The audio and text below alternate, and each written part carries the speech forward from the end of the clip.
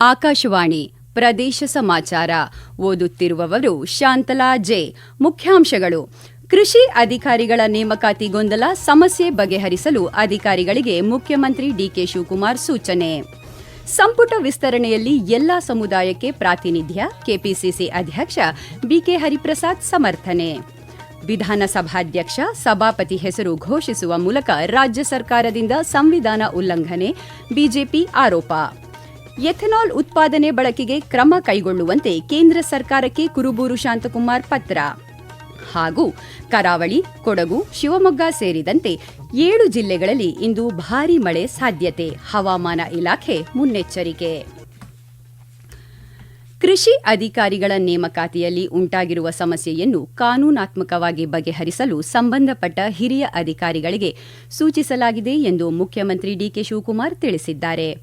ಬೆಂಗಳೂರಿನಲ್ಲಿಂದು ಜಿಕೆವಿಕೆ ಕೃಷಿ ವಿಶ್ವವಿದ್ಯಾಲಯದ ವಿದ್ಯಾರ್ಥಿಗಳ ಮನವಿ ಆಲಿಸಿದ ಅವರು ಪ್ರತಿಭಟನೆ ಕೈಬಿಡುವಂತೆ ಮನವಿ ಮಾಡಿದ್ದಾರೆ.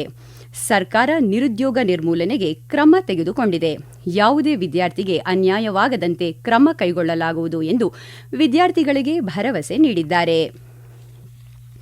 ಸಚಿವ ಸಂಪುಟ ವಿಸ್ತರಣೆಯಲ್ಲಿ ಕೋಲಾರ ಮತ್ತು ಚಿಕ್ಕಬಳ್ಳಾಪುರ ಜಿಲ್ಲೆಗಳಿಗೆ ಪ್ರಾತಿನಿಧ್ಯ ನೀಡಿಲ್ಲ ಎಂದು ಈ ಭಾಗದ ಶಾಸಕರು ಅಸಮಾಧಾನ ವ್ಯಕ್ತಪಡಿಸಿದ್ದಾರೆ.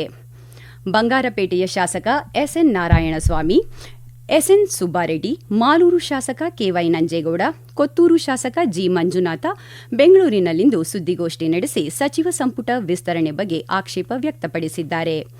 2 ಜಿಲ್ಲೆಗಳ 7 ಕಾಂಗ್ರೆಸ್ ಶಾಸಕರಲ್ಲಿ ಸಚಿವರಾಗಲು ಒಬ್ಬರೂ ಸಮರ್ಥರಿಲ್ಲವೇ ಎಂದು ಪ್ರಶ್ನಿಸಿದ್ದಾರೆ. ಕೋಲಾರ ಮತ್ತು ಚಿಕ್ಕಬಳ್ಳಾಪುರ ಜಿಲ್ಲೆಗಳನ್ನು ಸಂಪೂರ್ಣವಾಗಿ ನಿರ್ಲಕ್ಷಿಸಲಾಗಿದೆ ಎಂದು ಆರೋಪಿಸಿದ್ದಾರೆ.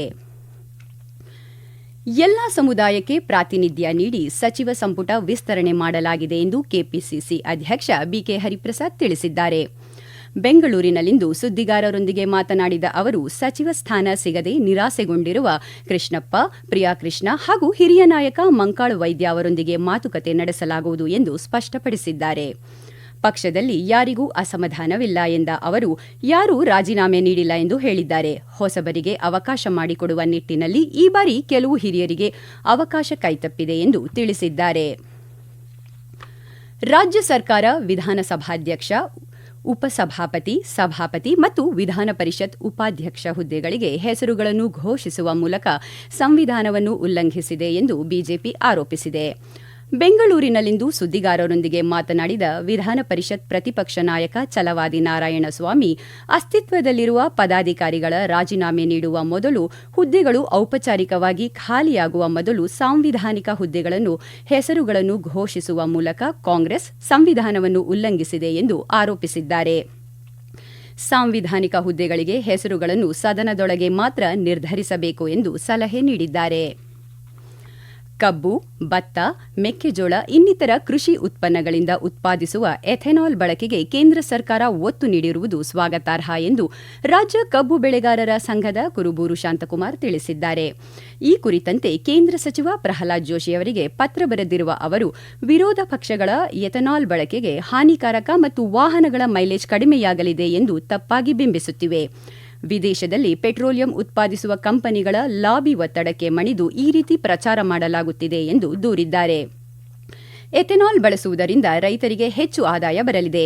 ದೇಶದ ತಲಾ ವರಮಾನ ಹೆಚ್ಚಳವಾಗಿ ದೇಶ ಆರ್ಥಿಕವಾಗಿ ಸ್ವಾವಲಂಬಿಯಾಗಲು ಸಾಧ್ಯ ಎಂದು ಅಭಿಪ್ರಾಯಪಟ್ಟಿದ್ದಾರೆ. ಯಾವುದೇ ಕಾರಣಕ್ಕೂ ಕೇಂದ್ರ ಸರ್ಕಾರ ಪ್ರತಿಪಕ್ಷಗಳ ಒತ್ತಡಕ್ಕೆ ಮಣಿಯಬಾರದು ಎಂದು ಆಗ್ರಹಿಸಿದ್ದಾರೆ. ಪ್ರದೇಶ ಸಮಾಚಾರ ಕೇಳುತ್ತಿದ್ದೀರಿ. ನಮ್ಮ ಎಲ್ಲಾ ರಾಷ್ಟ್ರೀಯ ವಾರ್ತೆಗಳು ಹಾಗೂ ಪ್ರದೇಶ ಸಮಾಚಾರ ಈಗ ಆಕಾಶವಾಣಿ ನ್ಯೂಸ್ ಕನ್ನಡ ಯೂಟ್ಯೂಬ್ ಚಾನೆಲ್ನಲ್ಲಿ ಲಭ್ಯ. ನಮ್ಮ ಎಕ್ಸ್ ಖಾತೆ ಮತ್ತು ಇನ್ಸ್ಟಾಗ್ರಾಂ ಖಾತೆ ಆಕಾಶವಾಣಿ ನ್ಯೂಸ್ ಕನ್ನಡ. ಹೆಚ್ಚಿನ ಮಾಹಿತಿಗಾಗಿ ನಮ್ಮ ಫೇಸ್ಬುಕ್ ಖಾತೆ AIR ಕನ್ನಡ ನ್ಯೂಸ್ ಅನುಸರಿಸಿ. ಮಾಹಿತಿಯ ಹೂರಣ ವಾರದ ಕಾರ್ಯಕ್ರಮ ಪ್ರಚಲಿತ ವಿದ್ಯಮಾನ ಪ್ರತಿ ಬುಧವಾರ 9:15ಕ್ಕೆ.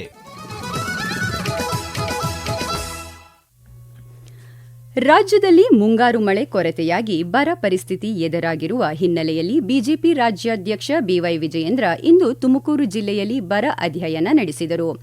ತಾಲೂಕಿನ ಉರುಡಿಗೆರೆ ಹೋಬಳಿ ವ್ಯಾಪ್ತಿಯ ದುರ್ಗದಹಳ್ಳಿಗೆ ಭೇಟಿ ನೀಡಿ ಮಳೆ ಇಲ್ಲದ ಅಂತರ್ಜಲ ಕುಸಿತದಿಂದ ಕೊಳವೆ ಬಾವಿಯಲ್ಲಿ ನೀರಿಲ್ಲದಾಗಿ ಅಡಿಕೆ ಸಸಿಗಳು ಒಣಗುತ್ತಿರುವುದನ್ನು ಪರಿಶೀಲಿಸಿದರು. ದುರ್ಗದಹಳ್ಳಿಯ ವಿವಿಧ ರೈತರ ತಾಕುಗಳಿಗೆ ಭೇಟಿ ನೀಡಿದ ವಿಜಯೇಂದ್ರ ನೇತೃತ್ವದ ನಿಯೋಗ ಮಳೆ ಇಲ್ಲದೆ ರಾಗಿ ಸೇರಿದಂತೆ ವಿವಿಧ ಬೆಳೆಗಳು ಬಿತ್ತನೆಯಾಗದೆ ಇರುವುದನ್ನು ವೀಕ್ಷಿಸಿ ರೈತರ ಸಮಸ್ಯೆಗಳನ್ನು ಆಲಿಸಿದರು. ಹಾಸನ ಜಿಲ್ಲೆಯಲ್ಲಿ ಸುಮಾರು 80,000 ಹೆಕ್ಟೇರ್ ಪ್ರದೇಶದಲ್ಲಿ ಮೆಕ್ಕೆಜೋಳ ನಾಶವಾಗಿದ್ದು, ಅಧ್ಯಯನಕ್ಕಾಗಿ ಸರ್ಕಾರ ಅಧಿಕಾರಿಗಳನ್ನು ಜಮೀನಿಗೆ ಕಳುಹಿಸಬೇಕು ಎಂದು ಮಾಜಿ ಸಚಿವ ಎಚ್.ಡಿ. ರೇವಣ್ಣ ಆಗ್ರಹಿಸಿದ್ದಾರೆ. ಹೊಳೆನರಸೀಪುರದಲ್ಲಿ ಇಂದು ಸುದ್ದಿಗಾರರೊಂದಿಗೆ ಮಾತನಾಡಿದ ಅವರು, ಹಾಸನ ಜಿಲ್ಲೆಯನ್ನು ಸರ್ಕಾರ ಕೂಡಲೇ ಬರಗಾಲ ಪೀಡಿತ ಜಿಲ್ಲೆ ಎಂದು ಘೋಷಣೆ ಮಾಡಬೇಕು ಎಂದು ಒತ್ತಾಯಿಸಿದ್ದಾರೆ. ಕೊಡಗು, ದಕ್ಷಿಣ ಕನ್ನಡ, ಉಡುಪಿ, ಶಿವಮೊಗ್ಗ, ಚಿಕ್ಕಮಗಳೂರು ಸೇರಿದಂತೆ 7 ಜಿಲ್ಲೆಗಳಲ್ಲಿ ಇಂದು ಭಾರೀ ಮಳೆಯಾಗಲಿದೆ ಎಂದು ಭಾರತೀಯ ಹವಾಮಾನ ಇಲಾಖೆ ಮುನ್ನೆಚ್ಚರಿಕೆ ನೀಡಿದೆ. ಮಳೆಯ ಪ್ರಮಾಣ 64.5 ಮಿಲಿಮೀಟರ್ನಿಂದ 204.4 ಮಿಲಿಮೀಟರ್ವರೆಗೆ ಇರಲಿದೆ ಎಂದು ಎಚ್ಚರಿಕೆ ನೀಡಿದೆ. ಹಾಸನ ಜಿಲ್ಲೆಯ 1 ಅಥವಾ 2 ಸ್ಥಳಗಳಲ್ಲಿ ನಿರಂತರ ಗಾಳಿಯೊಂದಿಗೆ ಭಾರೀ ಮಳೆಯಾಗುವ ಸಾಧ್ಯತೆ ಇದೆ. ಬೆಂಗಳೂರಿನಲ್ಲಿ ಮೋಡ ಕವಿದ ವಾತಾವರಣವಿದ್ದು, ಕೆಲವು ಪ್ರದೇಶಗಳಲ್ಲಿ ಹಗೂರದಿಂದ ಸಾಧಾರಣ ಮಳೆಯಾಗಲಿದೆ ಎಂದು ಹವಾಮಾನ ಇಲಾಖೆ ತಿಳಿಸಿದೆ. ಮೈಸೂರಿನ ಚಾಮುಂಡಿ ಬೆಟ್ಟದಲ್ಲಿ ಚಾಮುಂಡೇಶ್ವರಿ ದೇವಿಯ ವರ್ಧಂತೋತ್ಸವ ಇಂದು ಸಂಭ್ರಮದಿಂದ ಆಚರಿಸಲಾಯಿತು. ದೇವಿಗೆ ವಿಶೇಷ ಪೂಜಾ ಕೈಂಕರ್ಯಗಳನ್ನು ನೆರವೇರಿಸಲಾಗಿದ್ದು, ಚಾಮುಂಡೇಶ್ವರಿ ದೇವಾಲಯವನ್ನು ಭತ್ತದ ತೆನೆ, ತೆಂಗಿನ ಗರಿ ಹಾಗೂ ವಿವಿಧ ಪುಷ್ಪಗಳಿಂದ ಅಲಂಕರಿಸಲಾಗಿತ್ತು. ರಾಜವಂಶಸ್ಥರಾದ ಪ್ರಮೋದಾದೇವಿ ಒಡೆಯರ್ ಹಾಗೂ ಸಂಸದ ಯದುವೀರ್ ಕೃಷ್ಣದತ್ತ ಚಾಮರಾಜ ಒಡೆಯರ್ ದಂಪತಿ ಸಮೇತ ವಿಶೇಷ ಪೂಜೆ ಸಲ್ಲಿಸಿದರು. ಮೈಸೂರು ಎಲೆಕ್ಟ್ರಿಕಲ್ ಇಂಡಸ್ಟ್ರಿ ಲಿಮಿಟೆಡ್ ವತಿಯಿಂದ ಸರ್ಕಾರಕ್ಕೆ 1 ಕೋಟಿ ರೂಪಾಯಿ ಚೆಕ್ ಹಸ್ತಾಂತರಿಸಲಾಗಿದೆ. 2025-26ನೇ ಸಾಲಿನ ಮಧ್ಯಂತರ ಡಿವಿಡೆಂಡ್ ಅನ್ನು ಮುಖ್ಯಮಂತ್ರಿ ಡಿಕೆ ಶಿವಕುಮಾರ್ ಅವರಿಗೆ ಇಂಧನ ಸಚಿವ ಕೆಜೆ ಜಾರ್ಜ್ ವಿಧಾನಸೌಧದಲ್ಲಿಂದು ಹಸ್ತಾಂತರಿಸಿದರು. ಸರ್ಕಾರದ ಅಪರ ಮುಖ್ಯ ಕಾರ್ಯದರ್ಶಿ Gaurav Gupta, Mysuru electric industries limited ಅಧ್ಯಕ್ಷ ಮನೋಹರ್, ವ್ಯವಸ್ಥಾಪಕ ನಿರ್ದೇಶಕಿ ಅನಿತಾ ಸಿ ಉಪಸ್ಥಿತರಿದ್ದರು. ಭಾರತೀಯ ತರಬೇತಿ ವಾಯುಪಡೆ ಮುಖ್ಯಸ್ಥ ಏರ್ ಮಾರ್ಷಲ್ ಎಸ್. ಶ್ರೀನಿವಾಸ್ ನಿಯೋಗ ಇಂದು ವಿಧಾನಸೌಧದಲ್ಲಿ ಮುಖ್ಯಮಂತ್ರಿ ಡಿಕೆ ಶಿವಕುಮಾರ್ ಅವರನ್ನು ಭೇಟಿಯಾಗಿ ಚರ್ಚಿಸಿತು. ಬೆಂಗಳೂರು ನಗರದ ಎಲ್ಇಡಿ ಬೀದಿ ದೀಪಗಳನ್ನು ಅಳವಡಿಸುವ ಯೋಜನೆ ಪೂರ್ಣ ಪ್ರಮಾಣದಲ್ಲಿ ಅನುಷ್ಠಾನಗೊಂಡರೆ 61.01% ವಿದ್ಯುತ್ ಉಳಿತಾಯ ಮಾಡಬಹುದು ಎಂದು ಜಿಬಿಎ ನಗರಾಭಿವೃದ್ಧಿ ಸಚಿವ ಕೃಷ್ಣ ಬೈರೇಗೌಡ ತಿಳಿಸಿದ್ದಾರೆ. ಕೆಆರ್ ಮಾರುಕಟ್ಟೆಯಲ್ಲಿ ಮೂಲಸೌಕರ್ಯ ಅಭಿವೃದ್ಧಿ ಹಾಗೂ ಸಾರ್ವಜನಿಕ ಸೌಲಭ್ಯಗಳ ಕಾಮಗಾರಿಗಳನ್ನು ತ್ವರಿತವಾಗಿ ಪೂರ್ಣಗೊಳಿಸಲು ಮುಖ್ಯ ಆಯುಕ್ತ ಮಹೇಶ್ವರ ರಾವ್ ಅಧಿಕಾರಿಗಳಿಗೆ ಸೂಚನೆ ನೀಡಿದ್ದಾರೆ. ಉಪಲೋಕಾಯುಕ್ತ ನ್ಯಾಯಮೂರ್ತಿ ಕೆಎನ್ ಫಣೀಂದ್ರ ಇದೇ 6 ಮತ್ತು 7ರಂದು ಗದಗ ಜಿಲ್ಲೆಗೆ ದೂರು ವಿಚಾರಣೆ ಮತ್ತು ಪ್ರಕರಣಗಳ ವಿಲೇವಾರಿಗೆ ಸಂಬಂಧಿಸಿದಂತೆ ಪ್ರವಾಸ ಕೈಗೊಳ್ಳಲಿದ್ದಾರೆಂದು ಜಿಲ್ಲಾ ಲೋಕಾಯುಕ್ತ ಪೊಲೀಸ್ ಉಪ ಅಧೀಕ್ಷಕರ ಕಾರ್ಯಾಲಯದ ಪ್ರಕಟಣೆ ತಿಳಿಸಿದೆ. ಭಾರತವನ್ನು ಆರ್ಥಿಕ ಸ್ವಾವಲಂಬಿ, ಆಹಾರ ಭದ್ರತೆ ಹಾಗೂ ಹಸಿವು ಮುಕ್ತ ರಾಷ್ಟ್ರವನ್ನಾಗಿಸಲು ಸುಸ್ಥಿರ ಅಭಿವೃದ್ಧಿ ಗುರಿಗಳ ಸಹಾಯವಾಗಿದೆ ಎಂದು ರಾಮನಗರ ಜಿಲ್ಲಾ ಜಂಟಿ ನಿರ್ದೇಶಕರಾದ ಅಂಬಿಕಾ ತಿಳಿಸಿದ್ದಾರೆ. ವಿಜಯನಗರ ಜಿಲ್ಲೆಯಲ್ಲಿ ಈವರೆಗೆ ಒಟ್ಟು 11,42,732 ಗಣತಿ ನಮೂನೆಗಳನ್ನು ವಿತರಿಸಲಾಗಿದೆ ಎಂದು ಜಿಲ್ಲಾಧಿಕಾರಿ ಕವಿತಾ ಎಸ್. ಮನ್ನಿಕೇರಿ ಹೇಳಿದ್ದಾರೆ. ಜನವರಿ ತಿಂಗಳಿನಿಂದ ಜುಲೈ ಅಂತ್ಯದವರೆಗೆ ವಿಜಯಪುರ ಜಿಲ್ಲೆಯಲ್ಲಿ ಅಗತ್ಯ ವಸ್ತುಗಳ ಕಾಯ್ದೆಯಡಿ 31 ಪ್ರಕರಣಗಳನ್ನು ದಾಖಲಿಸಿ 31 ವಾಹನಗಳನ್ನು ಜಪ್ತಿ ಮಾಡಲಾಗಿದೆ ಎಂದು ಜಿಲ್ಲಾ ಆಹಾರ ಇಲಾಖೆಯ ಉಪನಿರ್ದೇಶಕ ವಿನಯ್ ಕುಮಾರ್ ಪಾಟೀಲ್ ತಿಳಿಸಿದ್ದಾರೆ.